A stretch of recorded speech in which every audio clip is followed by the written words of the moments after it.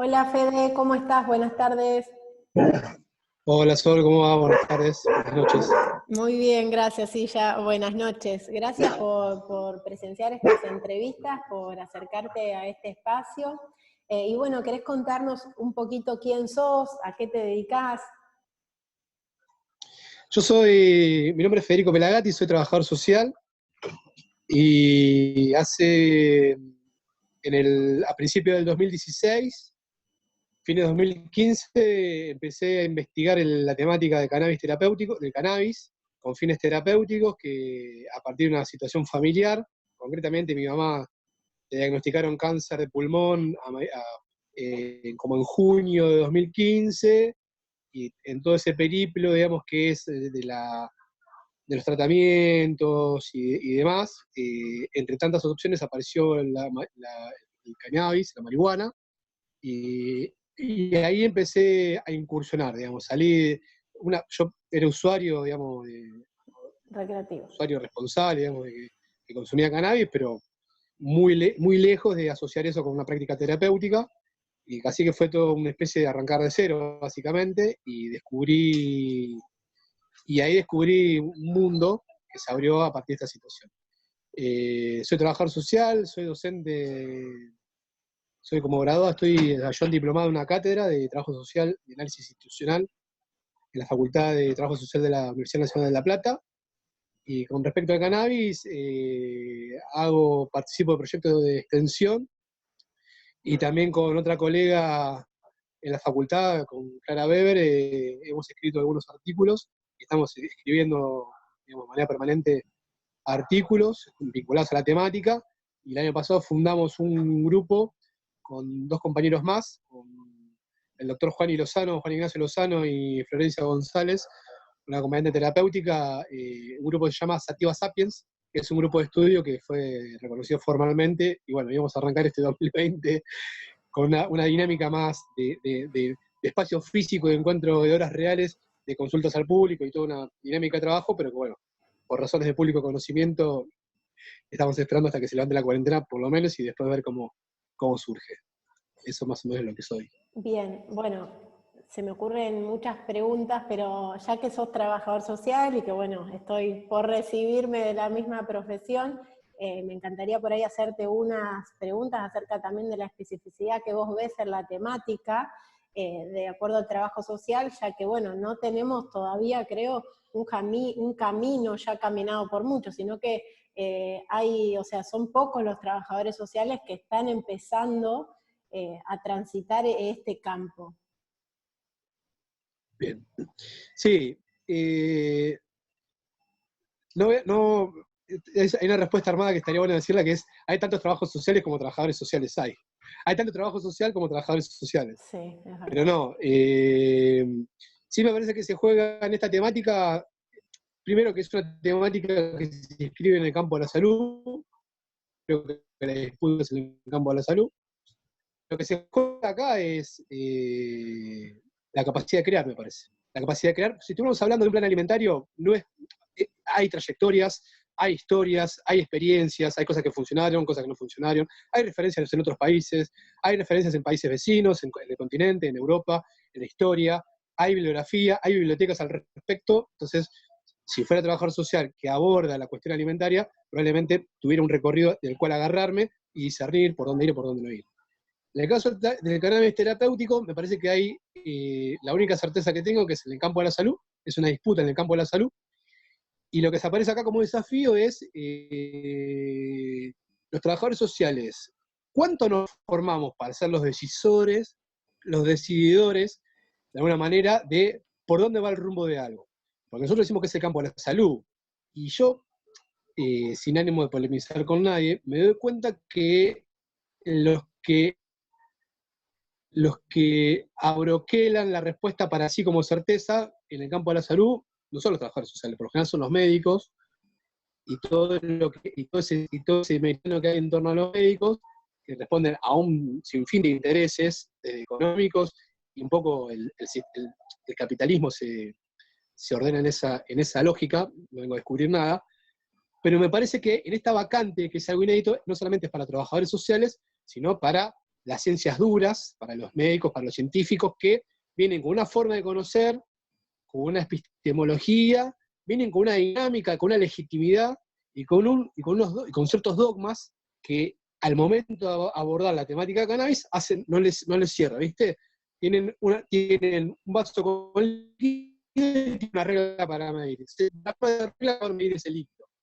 El caso de cannabis me parece que abre interrogantes, y me parece que quien tenga la mejor capacidad de abordar los interrogantes, no de negarlos, de poder resolverlos positivamente, de aceptar los interrogantes como tales, y no responderlos desde el modelo respuesta automática, que suele ser digamos, lo más parecido a las lógicas hegemónicas.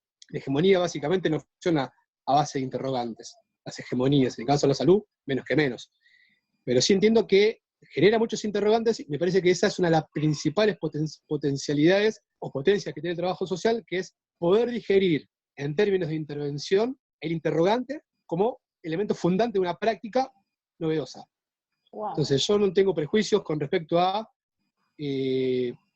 poder pensar un usuario, no un paciente, pensar un usuario, o mejor aún, pensar un paciente que hizo un proceso de ruptura que lo transformó en actor, en hacedor de su propio proceso de una enfermedad, que ya no tiene nada que ver con el concepto, con la semántica del paciente. ¿Se entiende? Entonces ahí hay una potencia que es, bueno, ¿qué práctica de intervención en clave en perspectiva, por desarrollar política pública, puedo diseñar para incorporar a los actores que se transformaron en actores de un largo periplo? No es que uno tiene una planta de cannabis en su casa y soy actor. No, hay experiencias, por lo general todas bastante negativas o bastante nefastas, vinculadas al modelo médico hegemónico, al modelo de salud hegemónico, donde en un periplo que fueron recorriendo en búsquedas de alivio para la familia, para un tercero, para lo que fuese, en esa lógica autodidacta, en esa dinámica de preguntas y respuestas, alguien se empodera, adquiere mucho conocimiento, y de repente ese actor que está en el vacío mismo legal, en el vacío mismo jurídico, jurisprudencial, en el vacío mismo de la política pública, con mucha legitimidad, con poca legalidad, nula legalidad, pero con profunda legitimidad, ¿cómo lo considero yo como parte del plan, como un actor fundamental para desarrollar una intervención que pueda ser modelo de práctica a otros colegas? Entonces, para mí el trabajo social, lo que veo es, tenemos una experiencia histórica inédita, de la cual primero hay que genuinamente aprender a aceptar ser interpelado, a aceptar el interrogante y aceptar explícitamente las limitaciones, pero para solventarlas, a superarlas. Segundo, es pensar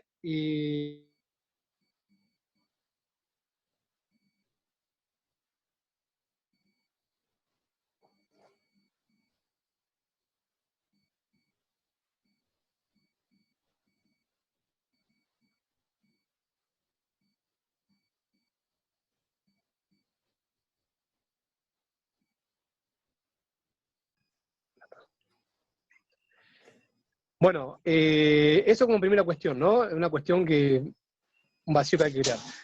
La segunda cosa que veo es que yo en trabajo social como especificidad, la intervención, el hacer con otro, de alguna forma, en su capacidad de reflexionar, creo que tenemos mucho más facilitadores y muchas más condiciones para incorporar al otro a un plan que otras disciplinas. Me parece que eso es también una ventaja comparativa en relación al resto, digamos, la capacidad de poder reflexionar, con lo que literalmente significa reflexionar en equipo, en conjunto, porque me parece que hay un escenario propicio que, digamos, de que se inicia la instalación en profundidad del tema. Legalmente se avanzó con la 27350, que es, a mi modo de ver, fue una respuesta rápida de un modelo de gobierno y de un modelo de Estado para sacarse un tema de encima, pero que no fue una respuesta satisfactoria para todos los actores involucrados, claramente, o por lo menos es una opinión que hemos recogido, ¿no? Y me parece que sí, en clave de actores, de escenario y un par de cuestiones más, tenemos la posibilidad de atar todos esos jugadores y armar una gran jugada. Entonces me parece que eso es lo que veo que tiene el trabajo social. La intervención como característica fundante, porque implica pensar al otro, pensar desde la empatía, pensar desde la solidaridad, pensar desde una posición que nos es desconocida, nos es ajena, pero que la necesitamos para que nuestro planteo de intervención funcione. Porque sobre todo no es personas que pasivamente están esperando que alguien les dé una respuesta. Son personas que ya han encontrado la respuesta y lo que están buscando es una respuesta cualitativa de otro orden, que no tiene que ver con una reivindicación puntual o reclamo al Estado. Los usuarios de cannabis, ¿qué le reclaman al Estado? ¿Le reclaman aceite? ¿Le reclaman qué cosa? ¿Le reclaman que investigue? Yo, a mi modo de ver, eso no es lo que, eso es lo que no he visto que le pidan. Si me pedís lo que piden es cuando alguien tiene un cultivo en su casa, que eso no sea fruto de miedo, etcétera, etcétera. Se pide más por lo legal en relación al cultivo de cannabis que en torno a todo el universo de interrogantes que plantean las hegemonías vinculadas al cannabis como lo que se debe hacer. Y yo la verdad que los grupos de madres, las familias que cultivan, los usuarios, no están exigiendo que el CONICET se ponga a investigar, porque el CONICET va a investigar esto, y ya viene investigando hace muchos años. No exigen que los médicos se formen porque ellas vienen administrando, está literalmente muriendo un paradigma y naciendo otro paradigma. Lo distinto es que el paradigma que nació tiene mucha fuerza, tiene mucha legitimidad, y en todo caso, depende cómo lo veamos, que no tenga un marco legal o no tenga un marco de política pública es un problema menor. Porque en todo caso, fíjate cómo las discusiones se fueron instalando, la legitimidad se fue instalando, cómo la respuesta en los medios y la evolución en los medios, en los grandes medios de comunicación, se fue instalando. ¿Cómo fue que hace 3 años cuando vos decías cannabis terapéutico decías, no, miren que yo es cannabis terapéutico, no es lo otro? Y lo otro, como no, el estigma, la prohibición, toda la construcción social y cultural vinculada a drogas como un universo homogéneo y monolítico, cómo eso se fue depurando, se fue construyendo, porque las personas, los usuarios, creo que fueron apropiándose de un discurso, de unas palabras, de categorías, y me parece que al momento de diseñar política pública y diseñar una intervención, estamos en ventajas comparativas con el resto de la disciplina, pero lejos. Pero no hay que cantar victoria. Hay que sentarse a pensar, reflexionar una estrategia de mediano y largo plazo y empezar a incursionarla.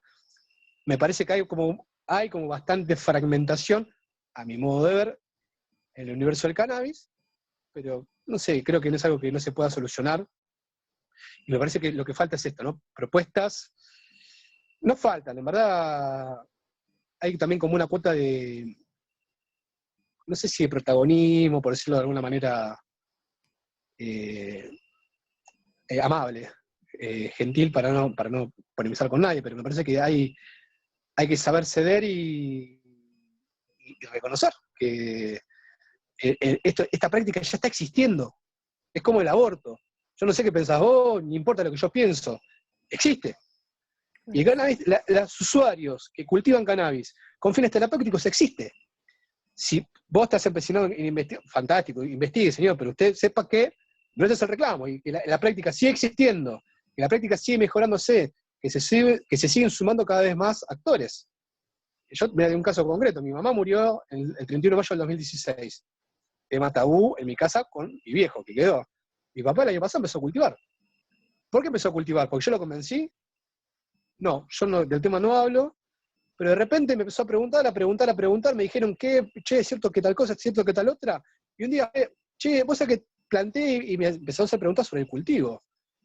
Ese ejemplo, ese caso singular, que no es representativo del universo, más bien todo lo contrario, y digo, epa, ¿cómo está llegando el cannabis, no? Y digo, lo que yo no pude lograr cara a cara, alguien de alguna manera impuso esa discusión y todo el mundo bajó la guardia con respecto a cannabis y decir, che, no es marihuana, no es reviente, no es Paco, no es narcotráfico, no es nada, es todas esas cosas. Todo el paradigma prohibicionista a las personas que hace 3 años arrancaban con miedo, tener una semilla en el bolsillo o una planta en su casa, 3 años después, el perfil es otro. 3 años atrás eran todos talleres de cultivo, cómo arrancar a cultivar. 3 años después, todo el mundo sabe cultivar, se socializa mucho más rápido, ya hay talleres que son más puntuales, la temática ha avanzado, y eso como característica o como descripción del escenario actual, para el trabajo social me parece que es, no sé si es un tramo recorrido, pero estamos en condiciones de, tenemos que armar un equipo de fútbol, y da la casualidad que esta gente no juega al fútbol, pero físicamente se preparó, se entrenó. Y sí, bueno, joya. Hay una parte que la tenemos ganada, pero bueno, hay que cantar victoria porque me parece que el trabajo social, en esto de las hegemonías en salud, no somos tan protagonistas y no tenemos tanto peso al momento de las Me parece consultas, ¿no? fundamental esto que decís a la hora de lo que hace un trabajador social, o sea, la capacidad y las herramientas de poder leer cuál es la demanda. Esto de que las personas están pidiendo legalidad, porque la lucha ya está hecha por y desde los usuarios, ¿no? Entonces los profesionales, Sí. o sea, hay que saber leer qué es lo que está pidiendo la comunidad, y creo que una de las mayores armas que tenemos como trabajadores sociales es esto de poder ver las sombras. Porque como Agamben decía, que a un pensador crítico contemporáneo lo hace esto, ¿no? La capacidad de poder interpelar esas sombras, porque las luces del presente constantemente le están arrojando sombras. Si hay legales, hay ilegales.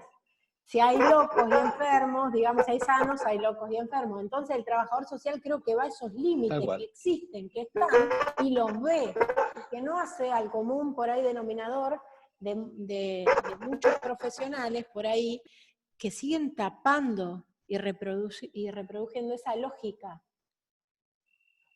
Sí.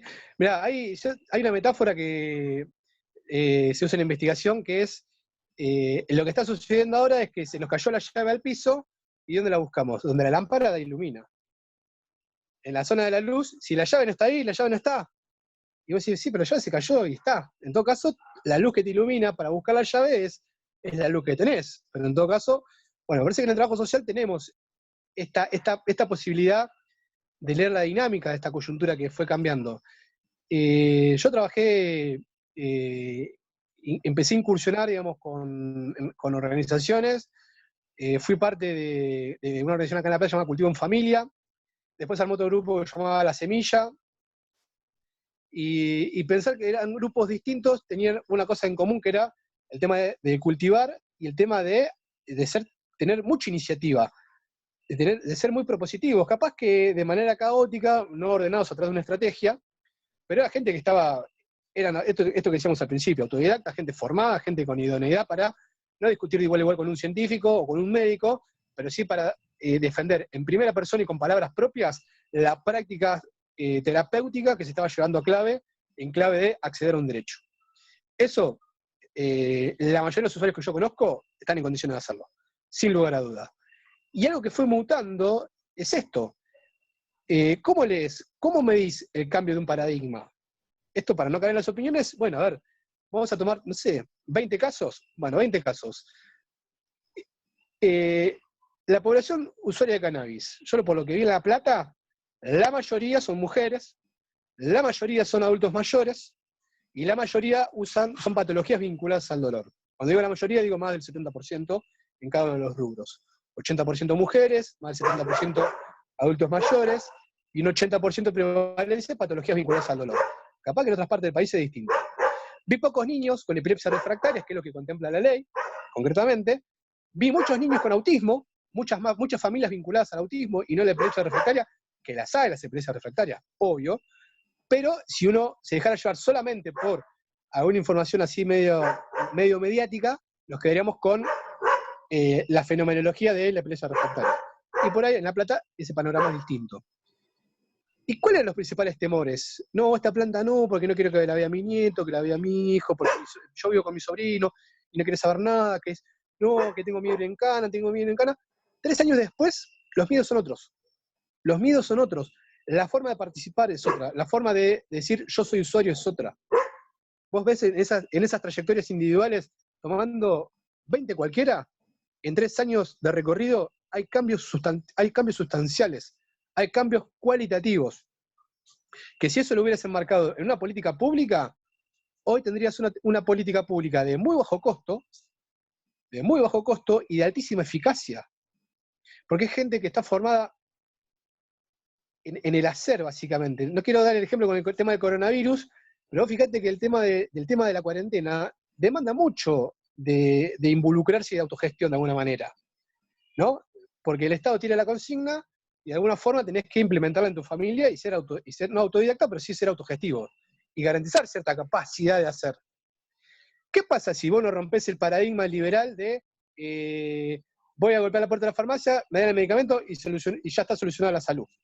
¿Qué pasa cuando el esquema o la dinámica te obliga a salir de golpeo la puerta, pago por mi medicina y tengo salud? Cuando ya salud no es eso. Bueno, ahí me puedo poner a pensar, pero sí podría afirmar que las personas que participaron de las experiencias con cannabis terapéutico, que cultivaron, que hicieron talleres, que se organizaron, que compartieron experiencias, están en mejores condiciones de asimilar un proceso por parte del Estado que le pida, por favor, hacete cargo de tu parte. No sé si me explico. Sí, sí, En sí. clave de condiciones subjetivas para ser parte activa del proceso de salud o enfermedad, como el caso de una pandemia, el usuario que pasó por la experiencia de la autogestión, del autocultivo, de hacer su propio aceite, del formarse para ver cómo administra su aceite, etcétera, etcétera, etcétera, está en mejores condiciones o le resulta menos desconocido el ejercer el derecho a la salud en un contexto de pandemia que aquella persona que solo se vinculó a la salud desde una relación mercantil. O lo pensaba y digo, ¿qué hay distinto en términos de práctica de salud con el cannabis terapéutico y con otras cosas, como por ejemplo este virus que aparece ahora? ¿Qué necesita el Estado formar ahora? ¿Necesita controles férreos? ¿Y qué más? Bueno, solo eso no necesita. ¿Qué más necesita? Y mirá, si vos al Estado le brindamos sujetos formados, activos y toda la data, creo que los resultados van a ser mejores. Es como, por ejemplo, dos casos muy, no sé si opuestos, pero Cuba y Japón. ¿Por qué Cuba y Japón, después de las grandes crisis, responden de manera rápida y efectiva? Porque ya tienen la experiencia. Entonces, una persona que atraviesa un proceso de salud o enfermedad vía cannabis terapéutico, cualitativamente está en mejores condiciones que aquel que le atravesó otra enfermedad de manera pasiva, ¿no? Que no incursionó, no se formó, no interrogó, no interpeló al médico, no interpeló a la política pública, no interpeló los vacíos legales. Entonces, cuando alguien le diga, tenés que quedarte en tu casa porque sí, apela a la respuesta individual, decir, bueno, no entiende el concepto de lo colectivo, básicamente. Y no es que el usuario que pasó por la experiencia de cannabis terapéutico la recontra tiene, pero por lo menos no le resulta desconocido si la hablas de procesos colectivos, como el caso de una cuarentena. No es un proceso individual, tiene una gran responsabilidad individual, pero fundada en algo que nos puede resultar desconocido a la mayoría, que es la responsabilidad colectiva. Y para el usuario de cannabis me parece que el concepto de responsabilidad colectiva es un concepto un poco más ameno o más fácil de digerir que aquel que se pasó tomando la palabra del médico como Biblia, y si hay que morir, morimos, y no pasa nada, y si hay que sufrir toda la vida, sufrimos toda la vida. Pero aquel que rompió con eso, me parece que está en posición distinta. Digo, para reivindicar también que en términos de política pública y de práctica histórica, nuestra intervención, en el caso de cannabis, no es que hay que hacer todo como hicimos con el tema del cannabis, no, pero de repente podemos reflexionar en clave de ¿qué es empoderar a un sujeto y transformarlo en actor? ¿Esto cómo se come? ¿Cómo es aplicable, no de manera mecánica, pero sino el concepto, la dinámica? ¿Cómo es aplicable a otras experiencias u otras necesidades que hoy en Argentina existen? El tema del aborto es uno, el tema del coronavirus es otro, y lo que se desprenda y lo que vaya a pasar después, o lo que venga en los próximos meses vinculado a lo que estamos viviendo ahora. Me parece que las personas cuando se forman, se empoderan de alguna manera, tienen condiciones de asimilar un paradigma distinto que otra persona que solo miró para adelante y dijo sí señor, no tiene.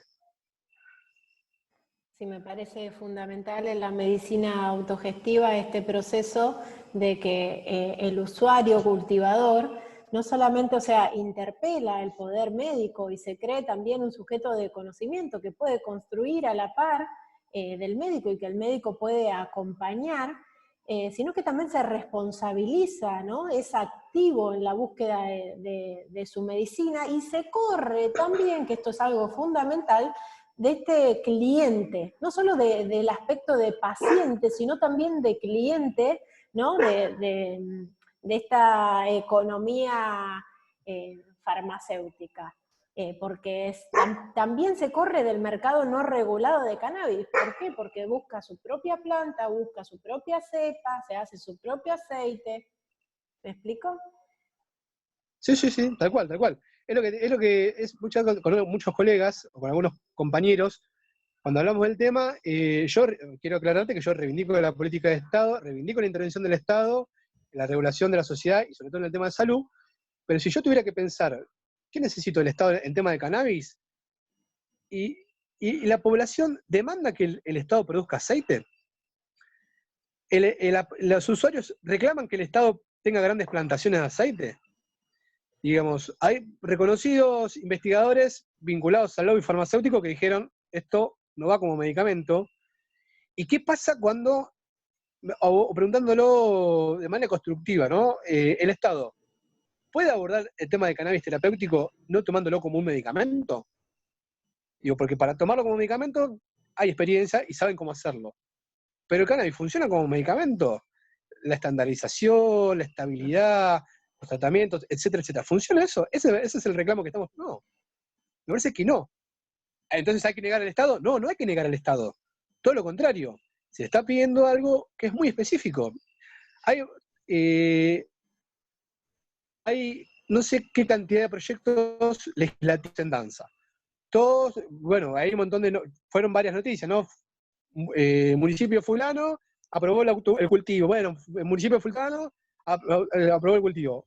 Yo te pregunto, Sol, ¿vos viste los cultivos? Yo no vi los cultivos. Puede que existan los cultivos, obvio, muy probablemente existan los cultivos. Y cuando los cultivos existan, la gente va a dejar la maceta, va a dejar su planta en su casa, la va a tirar y va a decir, bueno, acá vengo el Estado. No hay, me parece, chances de que los usuarios concedan la seguridad y las garantías que implica el autocultivo ante una incertidumbre que es, no sabemos cómo vamos a hacer para garantizar aceite a cuántas personas, cuántos usuarios hay en la Argentina. No sabemos cuántos usuarios hay. Por municipio, yo he participado de charlas en municipios chiquitos de muchas personas y de variado perfil. Entonces, ¿qué va a hacer el Estado con esa diversidad? La política pública de Estado, ¿cómo se lleva con la diversidad, con la singularidad de las personas? ¿Van a poder asimilar toda esta diversidad que existe?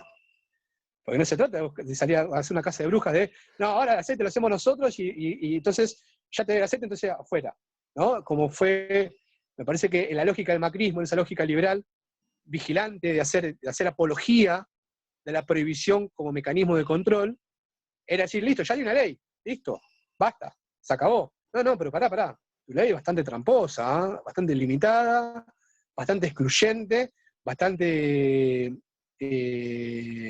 ambivalente en muchos sentidos y no regulaste nada, ni presupuestaste nada. Bárbaro.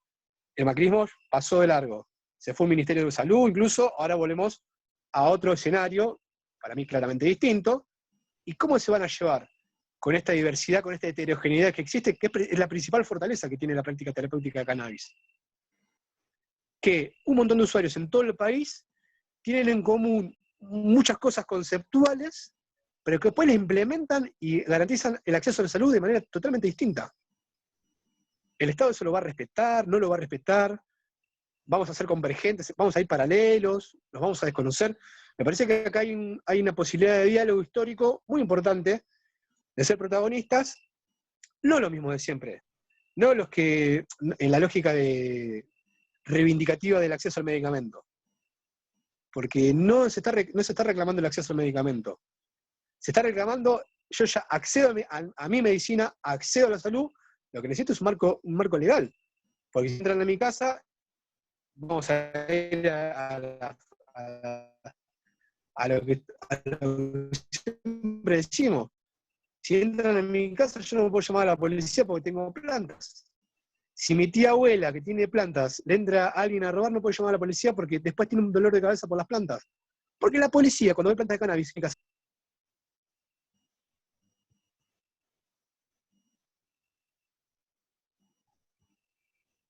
¿Volviste? Sí. Ahí estamos, vuelta. O sea que creo igual que todo esto de las ordenanzas, ¿no? Y de cómo se está agrupando cada territorio, tiene una diversidad, una singularidad de cada territorio, que creo que lo que han hecho es como formar una red, formar redes para sentirse protegidos, porque eso es lo que hace falta, o sea, protección, ya que no nos la brindan y no, no se legaliza el cannabis, es como que cada territorio ha tratado de buscar redes para poder protegerse entre ellos mismos. Exactamente, exactamente. Y me parece que eso demuestra la legitimidad, eso no demuestra la legitimidad, eso demuestra el despliegue, la amplitud de la práctica existente y el vacío legal. Porque que haya en el municipio, no sé, en San Vicente, en La Plata, en La Prida, en La Madrid, en Fulano, en un montón de lugares, universidades, el INDE, el CONICET, todos estando en el tema, me parece que están, cada uno dijimos, bueno, a ver, ¿qué recursos tenemos a mano? Pero no en clave de transformación de la realidad, de incidencia política en la realidad, concretamente, una política pública, no. Bueno, sigamos avanzando en legitimidad, que es la que parece ser que es bueno, entonces los concejales de cada municipio dijeron, esto está buenísimo, pero yo la ley de drogas no la puedo modificar. Y en tanto y en cuanto la ley de drogas siga diciendo que una semilla de cannabis es considerada precursor químico, y tenemos un problema de interpretación, porque vos cuando viene la policía a la puerta de tu casa, sos vos cara a cara con la policía. Obviamente, en los mejores términos, con todas las precauciones del caso, en tema de identificar nuestras plantas, de tener las historias clínicas a mano, de identificar qué genética estamos cultivando y por qué, etcétera, etcétera. Pero no deja de ser un problema que incluso puede ser una cosa disciplinadora en términos de lobby. El principal problema de la industria farmacéutica, del conglomerado farmacéutico planetario, no tiene que ver con el fabuloso negocio que hay en torno al cannabis, en la industrialización del cannabis, sino en la pérdida de usuarios de pastillitas y jarabes vinculados al dolor, que lo van a dejar porque el cannabis le da mejor resultado. ¿Le da mejor resultado? No, le da resultado. Primero, le da resultado sin efectos colaterales. Y le da resultado sin efectos no deseados. Lo cual no es poca cosa. En enfermos terminales, que opiáceos versus cannabis. El problema, yo no creo que puedan hacerlo. Lo que sí están preocupados es que una torta importante de personas en el planeta dejen la medicina alopática, dejen las pastillas tradicionales e incursionen en el tema del cannabis. Porque hoy, 2020, muchos llegan al cannabis como última instancia. Mirá si de repente se populariza la práctica, o se sigue popularizando y se sigue difundiendo, se sigue promoviendo, promocionando el uso del cannabis, y de repente ya no es la última opción, sino pasa a ser la primera opción. Hay muchas patologías. ¿Vos te imaginás lo que significa eso en términos económicos de personas que dejan de consumir el paracetamol, el ibuprofeno, el salbutamol, aquel, el otro? Y Y empiezan a no usar solo cannabis. para la industria farmacéutica, sino también para el narcotráfico. Claro. Oh, ni hablar. O sea, Bueno, eso. No sé si. que tenemos, digo, dos paradigmas coexistiendo, ¿no? Uno va avanzando y espero que esta medicina autogestiva se termine comiendo al viejo paradigma. Sí, es lo que hay que. Muchas veces, así como se construye el paradigma previsionista, nos informan de manera lineal, superficial y equivocada de qué hablamos cuando hablamos de narcotráfico. Y narcotráfico no es un grupo de diablos metiéndole pastillas de colores a nuestros hijos a la salida de la escuela. Capaz que eso también es narcotráfico. Pero hay una parte de la economía en negro, de la economía real, que se mueve o que se solventa y que se relaciona recíprocamente con la plata del narcotráfico. Perdón, pero hace poquito me dijeron, esa economía es más blanca que negra en la ciudad de Santiago del Estero. Qué ocurrentes. Bueno, eso me parece que ilustra mucho esto, ¿no? ¿Qué pasa cuando...? Porque después problematizamos sobre, culturalmente sobre lo que son las drogas, ¿no? Digo, la cocaína y la marihuana eran recetadas hasta la década del 20. La cocaína, yo no quiero entrar en una discusión que no manejo, pero si hablamos de uso terapéutico, el LSD, la cocaína, la marihuana. Digo, no es por hacer apología de, no, hay que salir a consumir droga, pero me parece que en términos culturales, lo que uno piensa de un determinado tema no es una opinión personal, es una opinión construida. Me parece que el feminismo en este plano nos da sobrados ejemplos de cómo cosas tan atroces las teníamos tan naturalizadas, cosas tan aberrantes las teníamos tan siendo obvio. ¿Cómo digamos, no queda ningún ejemplo para no pecar de ingenuo, pero creo que así como el sistema patriarcal se lleva muy bien con el capitalismo, la dominación expresada en sistemas culturales, por caso del tema de las drogas, se lleva muy bien con ese esquema de dominación. Es esto, ¿no? El sistema no funciona a base de interrogantes. Entonces no es que uno va por la vida haciéndose preguntas. Cocaína, marihuana, ¿es buena, mala? Voy a discernirlo. No, es malo y así funciona. Tal cual. El médico siempre tiene la verdad el médico. Fulano siempre tiene la verdad, al patrón siempre hay que obedecerle, y con el ítem drogas funciona de la misma manera. Drogas es mala, y es solamente malas. Es una apología de las drogas, es un invitar a reflexionar de cómo se construyen los paradigmas y qué implicancia tienen después al momento de reflexionar. Porque nos encontramos con colegas, siempre hay un chiste no sé si a vos te lo habrán hecho, Sol, pero siempre es, che, vamos a hacer una charla sobre canales terapéuticos, y después va a haber para probar. Bien, buenísimo. Y si te hago el comentario que voy a hacer un taller sobre trata de mujeres para la esclavitud sexual, ¿qué chiste me vas a hacer? ¿No? Digo, así como te reís de las drogas, digo, ¿no te reís de la explotación sexual por ser políticamente correcto nada más? Claro. Porque en algún punto también te causa gracia eso. Claro. ¿Se entiende? Sí, en esto te salta la ficha porque por ahí es más gracioso, no sé qué, ¿no? Habla del fumón, de cocaína, de marihuana colgado. Pero que cuando hablamos de trabajo sexual, ¿en qué estás pensando? ¿Estás pensando en chicas haciendo un striptease? ¿Estás pensando en porno? ¿Por qué? Porque hagamos el mismo chiste si vas a hacer chiste. Bueno, a muchos colegas, en términos de paradigma, en términos de una lógica como epistemológica, tienen esa limitación de poder pensar un tema inédito, que incursiona, que irrumpe con mucha legitimidad, que hay muchas condiciones favorables para explotarlo en términos profesionales e intervención. Bueno, muchachos, preparémonos. Porque es el momento básicamente de no tener certezas. No para caer en la nada misma, del todo es lo mismo. No. Yo soy de la vieja escuela, soy de la modernidad full, creo en las certezas. Pero en este punto, me hago preguntas de por dónde hay que avanzar. Tengo muy en claro por dónde no hay que avanzar. Tengo muy en claro qué experiencias fracasaron y tengo muy en claro cuáles son los intereses en juego. Eso es lo que más tengo en claro. ¿Quién cuando habla, desde qué interés habla? Porque el cannabis estamos hablando en términos económicos de un volumen de dinero que no dimensionamos, incluso en términos financieros. Cuando Estados Unidos o el lobby financiero logre sacarla del ítems de drogas peligrosas, porque le van a habilitar formidables negocios en términos financieros, que hoy no están sucediendo, pero que van a suceder. Cuando eso pase, ¿qué vamos a hacer con otras preguntitas?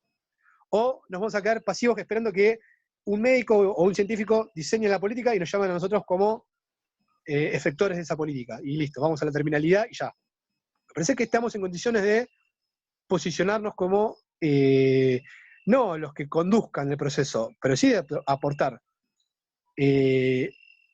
muchas cosas a tener en cuenta, lo que decías vos, muchas categorías, mucho marco teórico, mucha cosa conceptual, de cómo pensar esto en clave de una práctica de política pública dinámica, reflexiva, flexible, que tenga margen para la acción, que respete la singularidad y la particularidad de cada caso, que pueda darse en un ida y vuelta con en una determinada territorialidad, que pueda expresarse de una manera así en tal territorio y en otro territorio de una manera distinta sin ser incompatible.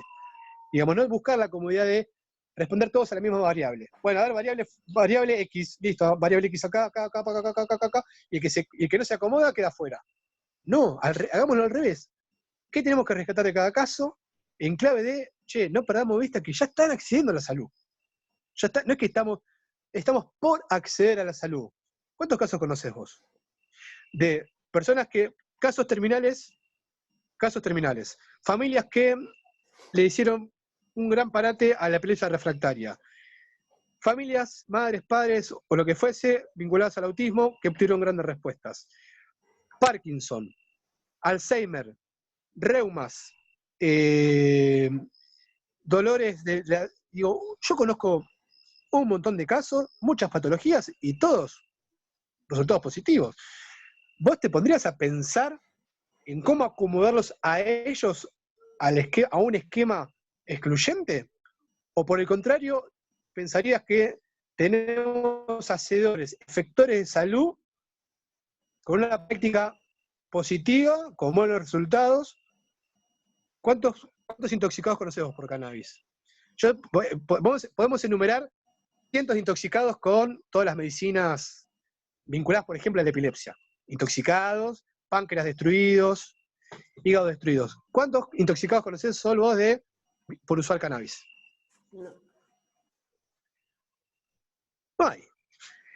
Listo, ¿es seguro? No sé si es seguro. Yo lo que digo es que vi madres darle cannabis a sus hijos no solamente que no se intoxicaron, sino que sus hijos se conectaron, hubo un avance en términos de motricidad, en términos pedagógicos, en términos de sociabilidad, en un montón de variables que muchas veces a la política pública y al conocimiento científico se les escapan o no les importa.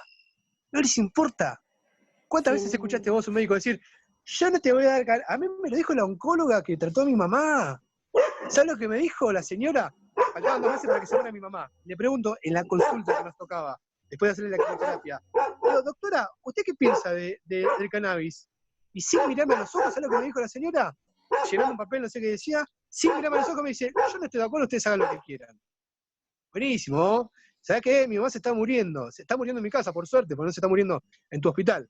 Gracias por el consejo, voy a hacer lo que yo quiera, gracias. Y casos como este hay cientos. Hay miles.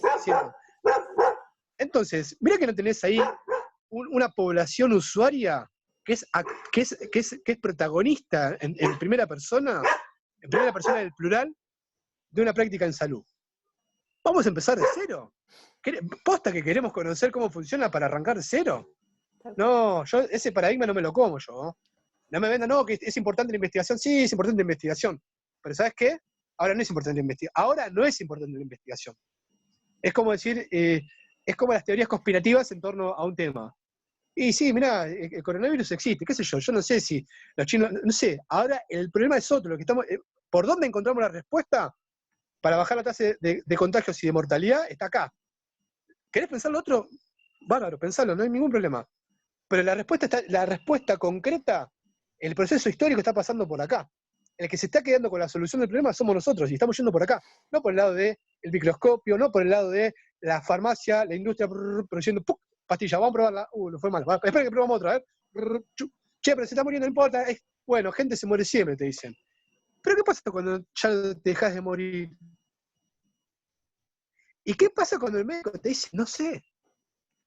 ¿Cuántos médicos escuchaste vos que digan, no sé? Yo nunca escuché a un médico decirte no sé. Yo soy asmático. Y busqué con 2 neumólogos y les fui a decir que quería dejar el aerosol, que lo uso casi de manera... No me dijeron, de cannabis no tengo ni idea. Lo primero que me dijeron es, no, lo tuyo es crónico y el aerosol lo vas a tener que usar siempre. ¿Y qué era lo otro que decías? O sea, no les importa, digamos, no hay una cosa que esté no hay una lógica de la investigación y del conocimiento atravesada por algo genuino, me parece, en términos generales, ¿no? Y Hay la excepciones, obvio. idea por ahí de esto de seguir interpelando, que es una cosa que por ahí dentro de Mamá Cultiva escucho muchos a las mamás decir, bueno, acércate a tu médico, andá, interpelalo, cuestionalo. No es cambiar de médico, es interpelarlo, ¿sí? Y Sí. Fede, te digo que es para charlar largo y tendido, la verdad que me gustaría hacer otra entrevista más con vos. Ahora justo el tiempo ya se acaba, así que bueno, mil gracias porque es muchísima la información que me diste y bueno, y que van a escuchar todos. No, Sol, gracias a vos porque estamos en un momento particular de la historia argentina en términos de salud, y esto que, viste, cuando uno tiene tiempo, una de las cosas que hace es pensar, qué sé yo, además de hacer música, escuchar música y tratar de pasar el tiempo lo que más se pueda, uno pensar